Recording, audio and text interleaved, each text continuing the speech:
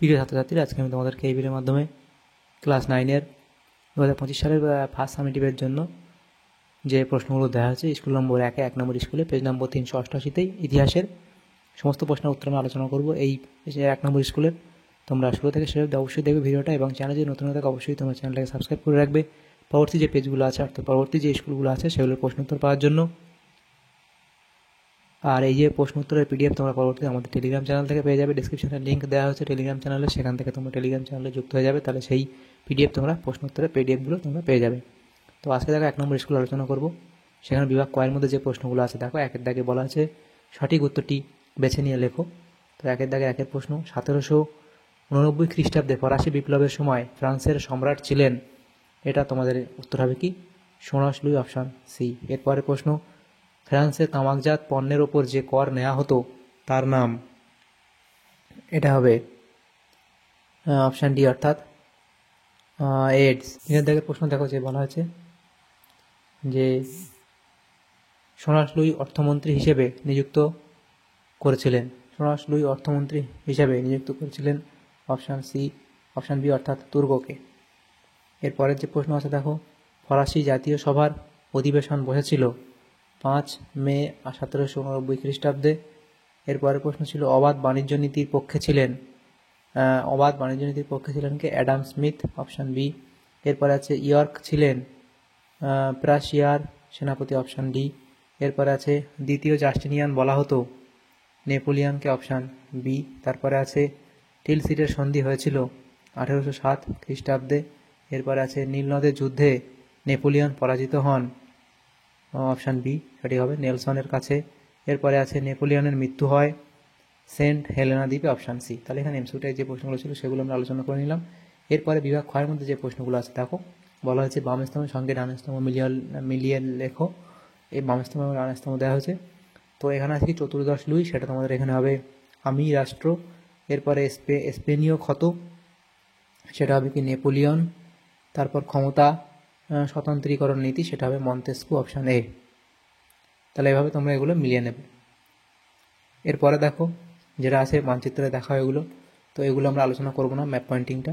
এরপরে বিভাগ গয়ের যে প্রশ্নগুলো সেগুলো আমরা আলোচনা করে নেব। এখানে দেখো 4টে প্রশ্ন আমাদের উত্তর করতে হবে 2 নম্বর করে, 8 নম্বর দেওয়া আছে এই বিভাগ গয়ের মধ্যে। এগুলো পরবর্তী পেজে আমরা আলোচনা করব। তো এখানে প্রথম প্রশ্ন দেখো, বলা আছে ইন্টেন্ডেন্ট কি? তো ইন্টেন্ডেন্ট সম্পর্কে এই অবধি তোমরা লিখবে। এরপরে প্যারিস কমিউন বলতে কী বোঝো? প্যারিস কমিউন বলা হয় একে, এটা লিখবে এই অবধি। ডাইরেক্টরি শাসন কি? ডাইরেক্টরি শাসন সম্পর্কে তোমরা এই অবধি লিখবে। এরপরে পোড়ামাটি নীতি কি? পোড়ামাটির নীতি সম্পর্কে তোমরা এই অবধি লিখে দেবে। এরপরে আছে কি কোন সময়কে কেন নেপোলিয়নের যুগ বলা হয়, সেটা তোমরা লিখবে।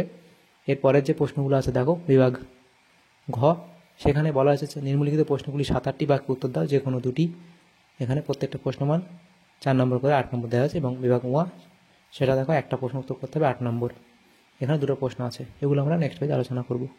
তো প্রথম প্রশ্ন দেওয়া আছে ফ্রান্সে সন্ত্রাসের শাসন চালু হওয়ার কারণ কি ছিল?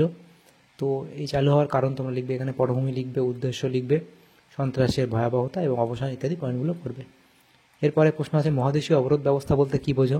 তো মহাদেশীয় অবরোধ, মহাদেশীয় ব্যবস্থার বাস্তবায়ন, বার্লিন ডিক্রি এবং orders in council, Milan decree, এটা মিলান ডিক্রি, তারপরে ওয়ারাস ডিক্রি ইত্যাদি পয়েন্টগুলো এই অবধি লিখবে। নেক্সট প্রশ্ন দেওয়া হচ্ছে ফরাসি বিপ্লবে নারীদের অবদান লেখো। নারীদের যে ভূমিকা বলে তোমরা পয়েন্ট করবে, সেখানে এই 4-5টা পয়েন্ট তোমরা লিখে দেবে। এবং লাস্ট পয়েন্ট তোমরা এই অবধি লিখবে, 5টা পয়েন্ট এখানে, এবং পরের যে শেষ পয়েন্ট 6টা লিখবে এবং কিছু মন্তব্য তোমরা এই অবধি লিখে দেবে। এরপর বিভাগ ওয়াতে যে প্রশ্নগুলো ছিল, নিম্নলিখিত প্রশ্নের 15-16টি বাক্যে উত্তর দাও, যে কোনো একটি। তো প্রথম প্রশ্ন, ফরাসি বিপ্লবের পশ্চাতে রাজতন্ত্রের দায়িত্ব কতটা ছিল?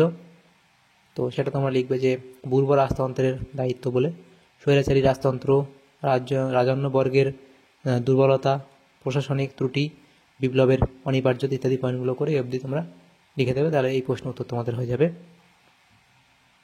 এরপরে দেখো 2 দাগের প্রশ্ন ছিল সম্রাট নেপোলিয়নের অভ্যন্তরীণ সংস্কারগুলি সংক্ষেপে উল্লেখ করো। তার ভূমিকা তোমরা লিখবে এবং নেপোলিয়নের সংস্কারের উদ্দেশ্য লিখবে, নেপোলিয়নের সংস্কার লিখবে, শাসনতান্ত্রিক সংস্কার, অর্থনৈতিক সংস্কার, কোড নেপোলিয়ন, আইন ও বিচার সংস্কার এবং শিক্ষা সংস্কার। এরপরে লিখবে কি ধর্মীয় সংস্কার এবং অন্যান্য সংস্কার বলে পয়েন্ট করে শেষে মূল্যায়ন লিখে দেবে, তাহলে এই প্রশ্ন তোমাদের হয়ে যাবে।